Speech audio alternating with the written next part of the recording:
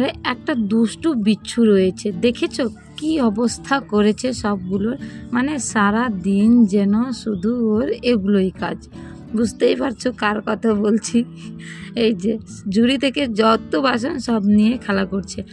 তো by the way আমার মিষ্টি বন্ধুরা, তোমরা সবাই কেমন আছো? আই হোপ সবাই ভালোই রয়েছো। তো চলো নতুন একটি ব্লগে তোমাদেরকে অনেক স্বাগত জানাই। দেখতেই পেলে কেবল মানে 7:10 বাজে, আর এখনই যা রৌদ্রু দেখতে পেয়েছো। সারা দিনটা যে কিভাবে কাটবে রৌদ্রু গরমে, মনে হচ্ছে সূর্যি মামা একদম আমাদের ঘরের দরজায় পৌঁছে গিয়েছে।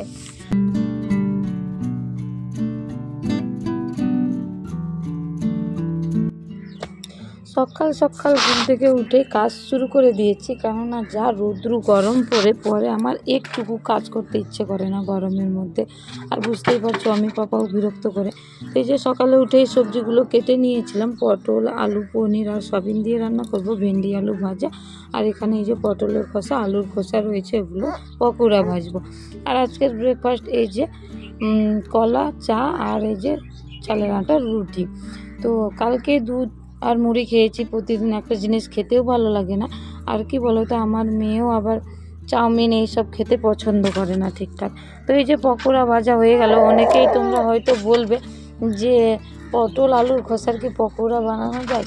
আমিও ঠিক জানতাম না, হঠাৎ করে কালকে রেসিপিটা দেখলাম ইউটিউবে, তাই আমি ভাবলাম কেন না আমি বাদ যাই, তাহলে করেই দেখি কতটাই বা টেস্টি লাগে। শুনলাম তো ভীষণ টেস্টি লাগে, এই জন্য ট্রাই করলাম। তো সত্যি এত ভালো লেগেছিল খেতে। ভাগ্নি তো আমার ভাজা দেখেই বলছিল যে আমি এইসব খাবো না, কিন্তু জোর করে একটা খাইয়ে দেওয়াতে ওরই তখন কম হয়ে যাচ্ছিল, বলছিল এই এত টেস্টি লাগছে। তো এই যে ফাইনালি সব কাজ কমপ্লিট হয়ে গিয়েছে। আমি বাবা ঘুমিয়ে গিয়েছিল, আর উঠে দেখো কিভাবে দুজনের মধ্যে খেলা শুরু হয়েছে ওদের।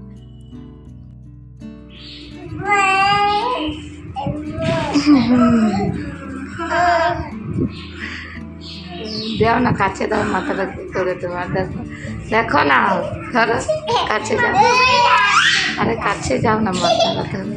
সারাদিন অমি পাপার দুষ্টুমি আর এই মিষ্টি মিষ্টি খালাগুলো দেখতে দেখতেই যেন আমার দিন পার হয়ে যায়। তো এই যে সেদিন মেলায় আমার মেয়ের রান্না বাটিগুলো নিয়ে দিয়ে যে এত কাজে লেগেছে, মানে সেই আমার দেখে পুরনো দিনের কথাগুলো মনে পড়ে যাচ্ছে। এই সময় আমরা কত খেলা খেলেছি এদের বয়সে, এই রান্না বান্না। তো এখন সেই যুগটা নেই, এখন সব বাচ্চা মোবাইল না হলে টিভির মধ্যেই ডুবে থাকে। সেই জন্য বললাম কেন আমার মেয়েও এই বয়সটাতে অন্তত রান্না বান্না করার যে খেলাটার এনজয় করতে পারবে, সেই জন্যই নিয়ে দিয়েছিলাম। কিন্তু সত্যি ও ভীষণ আনন্দ পেয়েছে এগুলো নিয়ে, আর এত খেলার জোট হয়েছে ওর।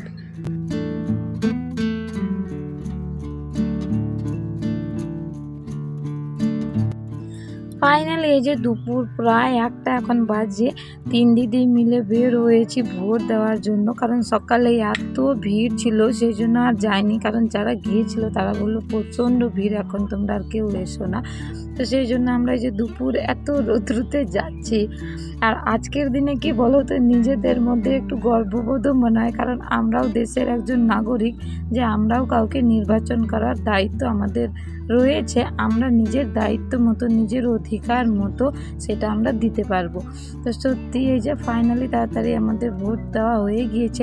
আর ফুচকার দোকান দেখে আর লোভ সামলাতে পারলাম না, তাই ভাবলাম ফুচকা নিয়ে বাড়ি যাব। কিন্তু আমাদের কপাল খারাপ, আমাদেরকে টোটো দেয়নি, শুধু ভোট দিয়ে আসলাম, না দিল খাওয়া, না দিল টোটো, অর্ধেক রাস্তায় নামাই দিল, রোদ্রুতে পুড়ে পুড়ে ছাই হয়ে গেলাম।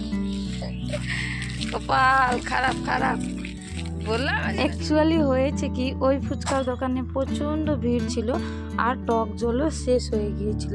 তো বললো নাকি দেরি হবে, কিন্তু আমি পাপাকে যেহেতু রেখে এসেছিলাম, দ্বিতীয়রা কেউই থাকবে না, বললো দেরি করবো না, চলো তার থেকে বাস স্ট্যান্ডে। তো বাস স্ট্যান্ডে আসার পরে দেখছি নেই, সেই জন্য টুকুর জন্য এবার টোটোতে নেমে গিয়েছি। আর করবো কি, সেই জন্য আবার গোটা আসতে হয়েছে। পরে যাবে, আমাদের কইনা রানে সিঁড়ি উঠে গেছে রে। হ্যাঁ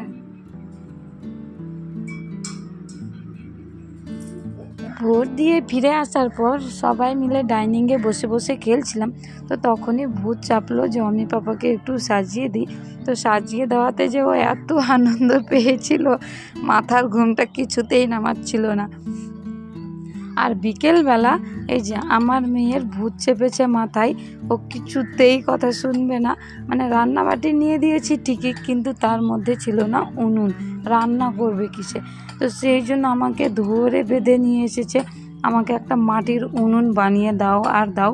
আর তার মধ্যে ধমক মেরেছে কি জানো, যদি আমাকে উনুন না বানিয়ে দাও তাহলে তুমি আমাকে আর কোনো কাজ করতে বলবে না, আমি তোমার আর কোনো কাজ করে দেবো না, কোনো কথা শুনবো না।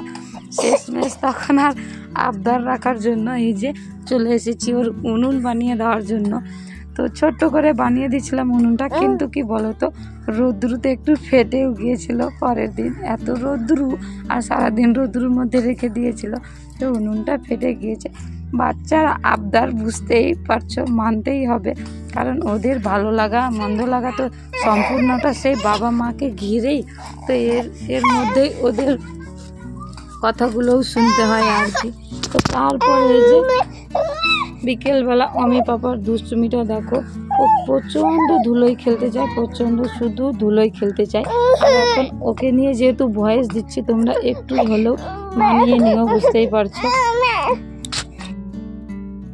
গুটি গুটি পায়ে যেহেতু হাঁটা শিখেছে এখন, মানে এত ধুলো নেওয়ার চোট বেড়েছে ওর, কিছুতেই কথা শোনে না। আর কি বলবো, এত গরম যে সন্ধেবেলাটা বিকেলবেলাটা ঘরে থাকা যায় না, এত গরম। তো বুঝতেই পারছো বাইরের পরিবেশটা তো বাচ্চাটাকে মানাতে হবে, সেই জন্য বাইরে বের করলেই সেই একটু আধটু ধুলো নেওয়ার জন্য ছেড়েই দিতে হয়, আটকে রাখাই যায় না, চিৎকার শুরু করে দেয়।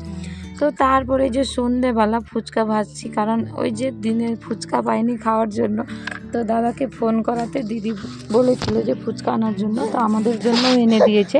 আর এই যেদিকে তেঁতুলও এনে দিয়েছিল, তো তেঁতুলের জল বানাচ্ছি, এখানে তেঁতুলের চাটনি আর রয়েছে এখানে ফুচকা ভাজছিলাম। তো ভাজা কমপ্লিট হয়ে গিয়েছে, যে ঝোলটা এখন সম্পূর্ণ বানিয়ে নিচ্ছি, তারপর এখন খাওয়া দাওয়া শুরু হবে। আর আমার কিন্তু জীবনে ফার্স্ট টাইম বাড়িতে ফুচকা বানানো, আর আমার মেয়ের আনন্দটা দেখো, ও কিন্তু ফুচকা প্রচণ্ড ভালোবাসে, প্রচণ্ড, মানে ফুচকা পেলে ও 10-15টা একা খেয়ে নিবে ঠিকঠাক, যদি ভালো হয় চাটনি দিয়ে। আলু সিদ্ধ খাবে না, কিন্তু শুধু চাটনি আর ঝোল খাবে। তো সবাই মিলে খেতে বসে পড়েছি, আর এত ভালো লেগেছিল, প্রথম বানিয়েছি যদিও বা, কিন্তু ওই তেঁতুল জলটা একটু বেশি টক হয়ে গিয়েছিল। চাটনিটাও খুব ভালো হয়েছিল। অমি পাপা তো ভীষণ দুষ্টুমি করছিল খাওয়ার জন্য, ওকে খেতে না দেওয়াতে ও যে এত রাগ করছিল, আর আমাদের চারপাশটা শুধু ঘুরেই যাচ্ছে। ভাগ্নিকে বললাম কেমন হয়েছে, তো দেখেছো ওর মুখের এক্সপ্রেশনটা কেমন হয়েছে, বলছে খুবই ভালো হয়েছে। আর মেয়ে শুধু দেখে দেখে বড় ফুচকাগুলো ঢুকাচ্ছে, আমি বলছি এত বড় তো তুই খেতেই পারবি না, ও বলছে খেতে পারবো না তো কি হয়েছে, ভেঙ্গে ভেঙ্গে খাবো, ছোট ছোট করে খাবো।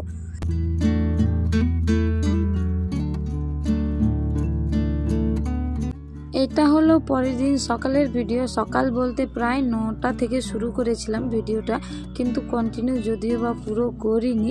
তো কি বলো তো, যেহেতু আমার গেটটা মানে মেন গেটটা পশ্চিম সাইডে রয়েছে, আর পশ্চিমা বাতাস এত বয়, তো ঘরের মধ্যে এত নোংরা হয়, প্রতিদিন মুছলেও যেন পরিষ্কার হয় না।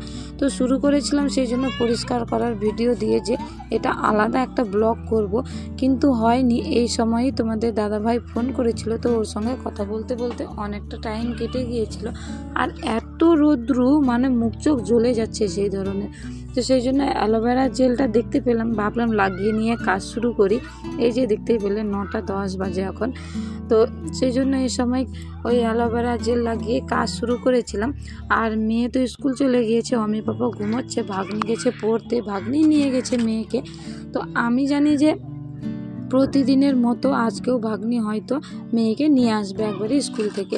তো হঠাৎ করে এই যে কাজ করছিলাম, কাজ করতে করতে হঠাৎ দেখি ভাগ্নি চলে এসেছে, তাই কাজটা আর কন্টিনিউ করতে পারিনি, কারণ ও টিউশনি তাড়াতাড়ি করে ছুটি দিয়ে দেওয়াতে আর ও অতক্ষণ তো ধরে আর স্কুলে বসে থাকবে না, তাই সেই জন্য বাড়ি চলে এসেছে।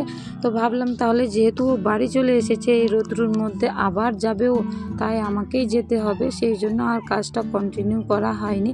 এই যে খাটগুলো মুছে পরিষ্কার করে নিয়ে তারপরে শোকেসটা ক্লিনিং করে আর স্নান করে নিয়েছিলাম। আর বললামই তো এত নোংরা হয় ঘরদোরগুলো, প্রতিদিন মুছেও যেন পরিষ্কার হয় না। আর এই নিয়ে তোমাদের দাদাভাইয়ের সঙ্গে একটু কথাও কাটাকাটি হয়ে গিয়েছিল, মানে হালকাভাবে ও ইয়ার্কি করেছিল তো, আর আমার মেজাজ হয়ে গিয়েছিল খারাপ। আমি বলছি তুমি কেন ইয়ার্কি করবে বলো, মানে প্রতিদিন ও বললো প্রতিদিন ঘর মুছতে হবে না। আমি এত নোংরাই, যেহেতু গেটটা বললাম পশ্চিম সাইডে, সম্পূর্ণ ধুলোগুলো ঘরের মধ্যে এসে পড়ে। আর এই ধুলোর মধ্যে সারাদিন বুঝতেই পারছে মেঝেতে আমি পাপা ঘুরে বেড়াই আর নোংরা হাতে নেয়, ওই হাতি তখন মুখে নেয়, কতটা আরও ওরই নোংরাগুলো মুখে থেকে পেটে যায়। বুঝতেই পারছো একটা বাচ্চাকে সবসময় পরিষ্কার রাখতেই হয়, কিন্তু তবুও পারি না আমি অতটা। এই যে ধুলাই ছাড়তে হয়, বললামই যে আমার বাড়ির মানে পুরো চারপাশটাই ধুলো ভর্তি হয়েই থাকে। এখন খরার দিন বুঝতেই পারছো, যতক্ষণ না বৃষ্টি পড়েছে ততক্ষণ এই ধুলো যাবেও না, আর এভাবে ধুলো নিয়ে প্রতিদিন আমাকে কষ্ট করতেই হবে। তো চলো তোমাদের সঙ্গে কথা বলতে বলতে কাজ অনেক দূর এগিয়ে গিয়েছে, তাড়াতাড়ি করে কাজগুলো কমপ্লিট করে নিই। আর হ্যাঁ, আমার ভিডিও যদি তোমাদের একটু হলেও ভালো লাগে তাহলে অবশ্যই আমার চ্যানেলটা সাবস্ক্রাইব করে আমার পাশে থাকতে পারো। তো চলো আজকের ভিডিওটা এখান থেকে, তোমরা সবাই ভালো থেকো আর আমার পাশে থাকো, সাপোর্ট করো। ওকে, বাই, লাভ ইউ।